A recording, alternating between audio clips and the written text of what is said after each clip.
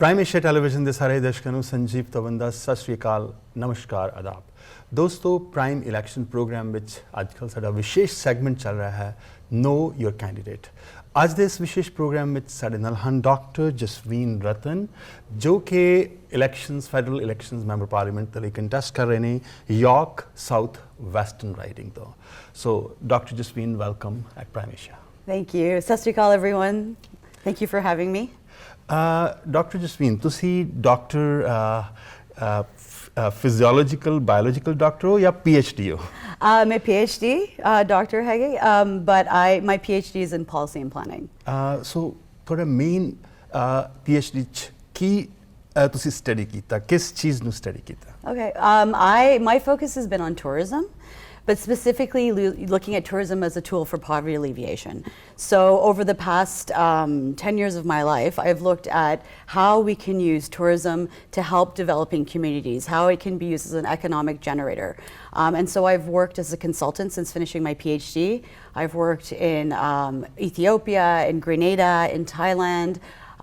I consult with communities to help them have long-term sustainability of their, whether it's economic development, whether it's community initiatives, and so I go there and I consult. So, ਦੁਨੀਆ ਦੇ ਕਿੰਨੇ ਦੇਸ਼ਾਂ 'ਚ ਤੁਸੀਂ ਗਏ ਹੋ ਕਿੰਨੇ ਸ਼ਹਿਰਾਂ 'ਚ ਗਏ ਹੋ ਥੋੜਾ ਜਿਹਾ ਇਹਦੇ ਬਾਰੇ ਸਾਨੂੰ ਦੱਸੋਗੇ? I'm trying to remember the Punjabi number, but it's 50. I've been to 50 countries in the world, and 265 cities. And to me, I believe that this is actually helps me be ready for what I'm about to embark on right now. And I say that because I have met, in many of the countries that I've been to, a lot of those individuals are citizens here in this country today. So what are the most common problem all over the world? All over the world? Yes. I thought we were talking about Canada. We will talk about that. Most common? Because you have been to various parts of the world and so you analyze those places, look through. So I'm just curious to know that how you take the world right now. That's a very large question. Yes. I think that one of the biggest things, and I think people need to recognize, is that around the world, and some of the people that are here today, we all suffer from the same problems. You know, we want to have a good government that is looking out for us. We want to make sure that our families are provided for. We want to make sure that there's safety in the countries that we live in. And so in many of the places that I've been to, some of these things exist and some of them don't. And that's why we get many people from other countries that come here and immigrate to Canada. So you're talking about going to the world, immigrating to the Canada. So let's start with the most important political issue, which is always close to the heart of many Canadians, and that's immigration. And you are contesting election from York South Western riding, where we have our immigration minister, Mr. Ahmed Hussain. Yes. So what's wrong with Canada's immigration system? And what's wrong with your member parliament and minister from where you're contesting? You have chosen to contest Mr. Honorable Ahmed Hussain. Well, first of all, I'd just like to say anybody that's embarking in political office, regardless of the party, regardless of their position, I have a lot of respect for. Because at the end of the day, it takes a lot to put yourself out there and make decisions on behalf of the country. So no matter what he has done, or not done, I still have respect for his office and what he does. However, there's many things that are a concern in Canada related to immigration. Okay. One of the biggest things is that we're having illegal border crossers that are coming in from the United States. And this is posing not only a problem on our immigration system, but also on our citizens here, because what's happening is one of the goals of the Conservative Party is to ensure that we have a fair and just and compassionate immigration system, and currently we believe that it's not. And some of the things, for example, to give you an example, is that we are having people that are coming over, like I mentioned, border crossers that are illegal from the States. These people are jumping the queues. These individuals, many times they're coming from places where really their economic situation or the country that they're coming from isn't as potentially bad as some of the other countries we're getting people coming in from, especially refugees. So do you think there should be a fence around a country so that people cannot drop from United States? That's basically you are referring to, that people are coming in big numbers crossing the border. So should we have a fence? No. Why not? Well, because I think the biggest thing in Canada and what myself and the party and our leader Andrew Scheer believes in is that Canada is strong because of our diversity, and we need to make sure that we allow more people to come here. That's what gives our strength. The issue is not people coming into Canada. The issue is the way and the manner that it's being conducted. I agree. But my question is, when they are crossing the border, Right. if you change some policies to make it fairer and compassionate, Yeah. so what change you will do so that people don't cross American border to come in? Right. So one of the things that we're going to do is invest more money into looking and supporting the Canadian Border Services Agency. The other thing is that So you want more men on the border? no, we need more. We need more people to be able to facilitate or be able to handle the volume of people that we're getting in. I'm not sure if you realize. So that means you're okay. If the people are coming in, that's perfectly fine. You just need resources to deal with them. So you don't want to stop the border crossing, if I understand you correctly. No, there's many different issues here, though, right? So what's happening is some of the people that are claiming to be border crossers from the U.S., for example, are claiming asylum claims, right? Yep. And that's a little bit different. We have what I'm saying is that at the end of the day, immigration is an important issue. It's an important component of our economic development in this country. And there's people like my parents, perhaps like yourself, who have come into this country, and people who are viewing today who have gone through the checks and balances, who have waited years to come into the country, who have done the proper way to come into the country in terms of filing their paperwork. And these people are getting a disadvantage because now people that are coming over the borders, not to say that we don't want people here, but there should be a fair and proper process of doing this. I agree with your argument, but Right. my question still stands there. Okay. And that is, if you don't have a fence, how will you stop people crossing the border? That means you're just welcoming them. But we are a welcoming country, right? No, we are a welcoming country, but do we want the people who don't have any claim and they're coming from a safe country and they just keep on entering to our country, and that's a burden on our taxpayers, that's a burden on our economy, that's a burden on everything. So at the end of the day, regardless of whoever comes in, it should be done properly, right? So I understand what you're saying in terms of a burden, but if somebody wants to become a citizen of this country, we should welcome them to come here. Back to the issue is that we need to make sure that when we do these things, they are done properly. We do need more people actually at the border services. Right now, Ontario, for example, is in $200 million in debt because the federal government has not provided, the current federal government has not provided the proper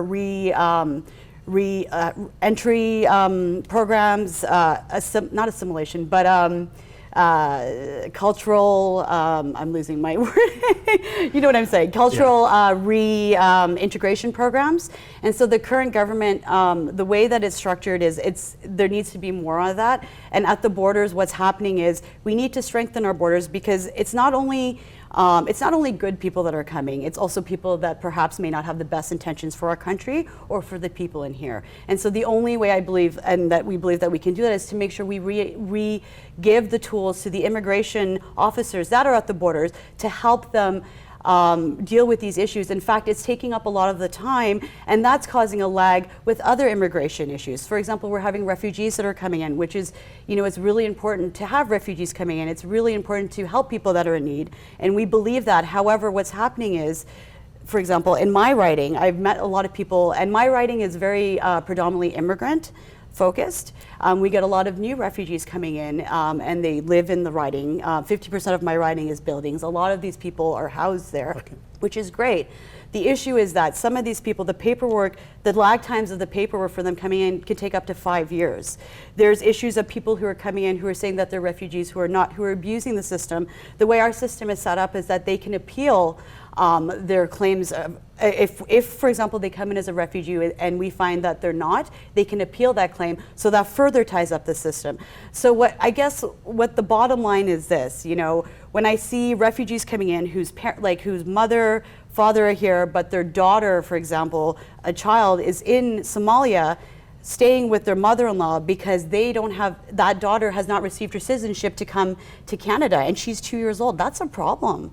These are refugees coming in, right? And we're not You know, there's obviously a lack in the system if the parents are here and their children are still in Somalia. Justine, I'll just give you 30 seconds Yeah. to complete. If Andrew Scheer's government comes in power, Right. What 3 important specific reforms they'll do in immigration? You have just 30 seconds. Okay, like I said, we're trying to make immigration fair, compassionate. The biggest forms are to provide more support to our border service agencies, more support and clarity within the immigration process in terms of what the process is from start to finish for citizens in this country. Thank you. दोस्तों questions Jasveen जी दे लिए continue रहेंगे बहुत सारे questions ने लेकिन हुन ਅਸੀਂ ਜਾ ਰਹੇ ਹਾਂ ਇੱਕ commercial break ਲਈ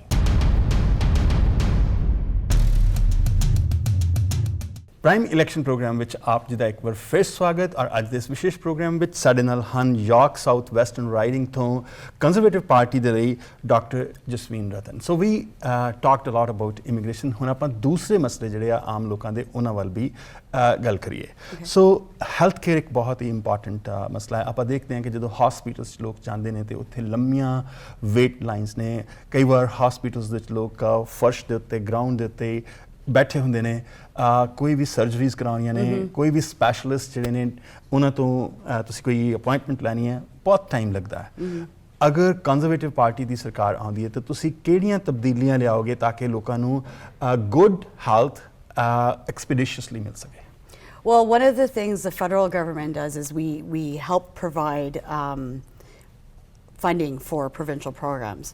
And so we are not as in-depthly involved in terms of what is happening provincially, but in terms of a federal level, one of the things that Conservative government is guaranteeing is that we're going to keep whatever current healthcare system is in place in terms of funding, but also increase by 3%. Both the health transfer and the social transfer that we provide as a federal government, 3% per year to provinces to help improve their healthcare system by providing them financial. So ਇਹਦਾ ਮਤਲਬ ਇਹ ਹੈ ਕਿ ਜੇ actual hospitals ਦੇ ਵਿੱਚ ਜਿਹੜੀ federal government ਹੈ ਉਹਦਾ ਡਾਇਰੈਕਟ ਰੋਲ ਨਹੀਂ ਹੋ ਸਕਦਾ ਤੁਸੀਂ ਇਹ ਕਹਿਣਾ ਚਾਹੁੰਦੇ ਹੋ Well, a lot of healthcare is provincially mandated, right? So, but we provide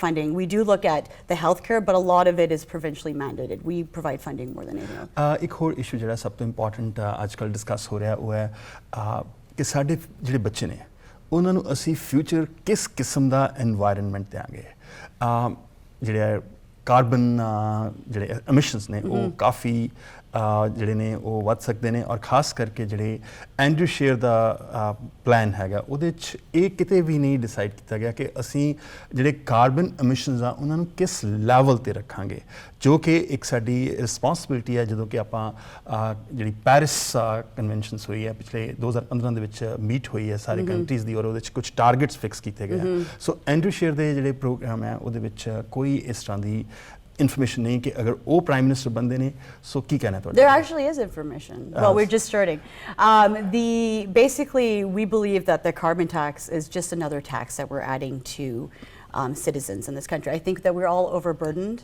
I feel like every day we are all overstretched, our dollar is overstretched. So to add another tax, we believe that it's not necessary. However, we do believe though that the environment is an important issue and it is the future of our country and our children are affected by this. So one of the things that we're doing with the Conservative government is we're trying to implement where we are going to tax the worst offenders, not tax, sorry, we're going to we're going to charge the worst offenders more percentages in terms of what they would have to give back, and that money will go towards developing technology that helps the environment not only for Canada but all across the world.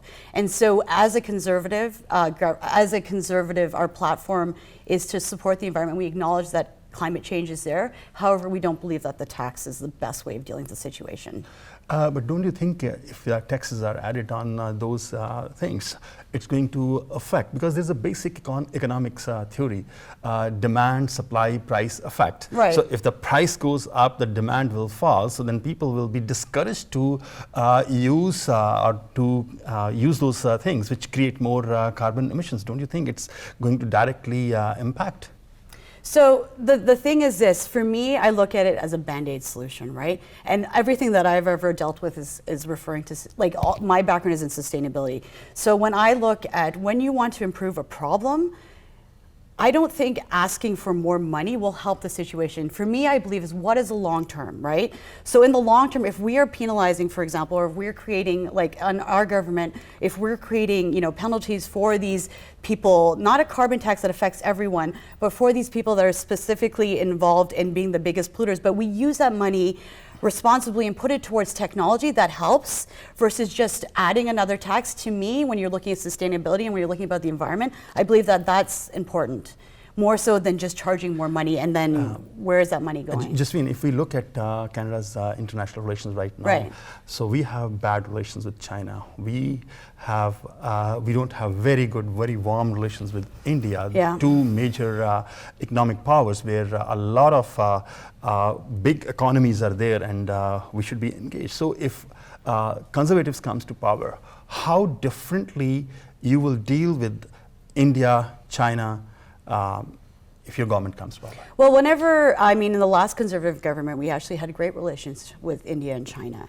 And I think, and I know that when we form new government, we will also further that. And why? Because these are the two biggest, as we know, economic powerhouses in the world, right? And it's important for us, not only as a country, but even as a world, that we get along with these powerhouses, especially for the benefit of our citizens. And many of the people coming from those countries live here, like myself, right? From India, and so it's really important that we need to further those relationships. Maxime Bernier, he says that conservatives conservatives under the Andrew Scheer are not pure conservatives. He says that they're more like the liberals. So that's the reason he has formed a new party. So for me, the question is, what did he define to you as, what did you hear as pure conservative? Like, to you, what does that mean? Well, those who follow the conservative policies, right? Whether you take, for example, economy. Conservatives normally very free economy, less interference of government in the economic affairs. That's Right. One of the basic conservative Right. principle, right? So he says that they're not. I'm not saying, he's saying. So Yeah. I'm asking your response to him. I think that, Mr. Bernier, I wish him the best in what he's doing. However, I think that his notion that we are not really a conservative, one of the things that I've realized, and we've seen this, no political party is ever static, right? So we all have very deep-rooted social values, deep-rooted things that we hold to be true, which everyone either resonates in one way or the other. In terms of what he holds to be the conservative values, the conservative values are still there. Conservative values are about family. Conservative values are about, making sure that we are taking care of our country. Conservative values are, we're not racist, we're not, and I think that one of the biggest things that's important to recognize is that, and we've seen this across the parties, that values should be reflective of the people that you're representing, right? And so in our party, the conservatives that are there, we are representing a majority of that. And of course, not a lot of them, everyone is different. Everyone has their different perceptions in terms of what they deem to be values. But, the majority of us, I feel that are there, we are conservatives. And so this is what we believe is Okay, some political parties are saying that people, when they have to pay for their health care, they should pay by their health card, not credit card. What you will say to that? With their health card, not their credit card. Well, you know what? I think the way that we can ensure that happening is to make sure that our tax dollars that are spent are effectively on our medical. So do you support that statement that people should not be paying through their credit card, they should be paying by their health card? What do you think about that? I support the statement that we have universal health care in our country and that should always be there. I think, though, that we are a free market economy, and I believe that I don't believe that paying for healthcare should be the predominant focus, but I do believe, because we are a free market economy, I do believe that people should be able to have an opportunity. Jagmeet says that if he's the Prime Minister, he will cover from head to toe, means all dental care, eye care, prescription drugs, it will all be covered. Why he is wrong? Why is he wrong? I don't even know if Mr. Singh actually knows what the actual financial situation is in the country. I mean, even unless you're in the current government, it's hard to, you know what I mean? However, I know he is, but I think that's unrealistic. I believe that, you know, I believe it's important to help. I believe it's important to have healthcare. I believe that it's great that we have universal healthcare, but we have to be realistic in our spending. We have to be realistic in terms of who's actually getting benefits. And I disagree with the NDP view that healthcare should be, because I don't think it would be, because I think people fail to realize that what he is saying will cost us as citizens. And I think that is the biggest issue that people seem to forget. They say, oh, we get free healthcare, but the taxes are going to go up. Everything we're going to pay is going to go up, and people forget that, right? So there's another important issue, the last issue, because we are left with only 1 minute. Wow, time flies. Time flies. So very quickly, Yeah. as a member of parliament, how you will make Canadian cities safe? How will I make Canadians cities? You have 30 seconds. Well, only. you know what? My riding is actually one of the most unsafe ridings in the area. One of the biggest things I think is to really empower communities to realize that they actually can make a difference, to make them realize that when they are, especially in my riding, you know, creating community neighborhood watches and so on, and also on a federal level, ensure that we are making sure that we have penalties for people who are causing the most issues. So one of the things that we're looking at is making sure that gangs are being recognized in the criminal code and being able to effectively deal with them. ਦੋਸਤੋ ਇਹ ਸਨ doctor Jasveen ਰਤਨ ਜੋ ਕਿ contest ਕਰ ਰਹੇ ਨੇ member parliament election York South western ਤੋਂ। ਤੁਸੀਂ ਇਹਨਾਂ ਦੇ ਵਿਚਾਰ ਸੁਣੇ। ਪ੍ਰਾਈਮ ਏਸ਼ੀਆ ਟੈਲੀਵਿਜ਼ਨ ਨਾ ਕਿਸੇ ਪੋਲੀਟੀਕਲ ਪਾਰਟੀ ਜਾਂ ਕੈਂਡੀਡੇਟ ਦੀ ਸਪੋਰਟ ਕਰਦਾ, ਨਾ ਅਪੋਜ਼ ਕਰਦਾ। ਸਾਡਾ ਆਬਜੈਕਟਿਵ ਇਹ ਹੈ ਕਿ ਅਸੀਂ ਤੁਹਾਨੂੰ ਤੁਹਾਡੇ ਕੈਂਡੀਡੇਟਸ ਦੇ ਨਾਲ ਰੂਬਰੂ ਕਰਵਾਈਏ ਤਾਂ ਕਿ ਤੁਹਾਨੂੰ ਉਹਨਾਂ ਬਾਰੇ ਇਨਫੋਰਮੇਸ਼ਨ ਮਿਲਦੀ ਰਹੇ। ਸੋ ਤੁਸੀਂ ਵੇਖਦੇ ਰਹੋ ਪ੍ਰਾਈਮ ਏਸ਼ੀਆ ਟੈਲੀਵਿਜ਼ਨ, ਤੁਹਾਡਾ ਆਪਣਾ ਤੁਹਾਡੇ ਲਈ। Thank you.